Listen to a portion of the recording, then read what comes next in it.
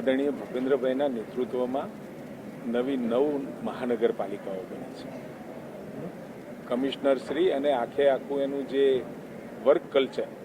પણ બદલાઈ રહ્યું છે અને આ વર્ક કલ્ચરની અંદર કમિશનર અને રહેલો સ્ટાફ એ તમામ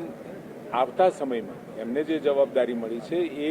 મહાનગરપાલિકાનું વિઝન, દ્રષ્ટિ અને આવતા સમયની મહાનગરપાલિકાનો ડેવલપમેન્ટ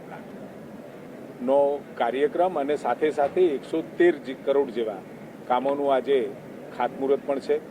અને પર્ટિક્યુલર મહેસાણાની અંદર અમુક રસ્તાઓ આઇકોનિક બનાવવા માટેની પણ જોગવાઈ આમાં કરેલી છે.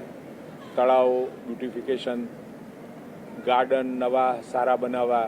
અનેક વિષયો સાથે આવતા સમયની અંદર ટ્રાન્સફોર્મેશન એક અવર્ગની નગરપાલિકામાંથી હવે જ્યારે કોર્પોરેશન બન્યું છે ત્યારે એ કોર્પોરેશનની દ્રષ્ટિ અને એનો વિકસિત નકશો, વિકાસ માટેનો નકશો જ્યારે રજૂ કર્યો છે ત્યારે જોઈને આનંદ થાય છે કે કોર્પોરેશન બનતા લોકો પણ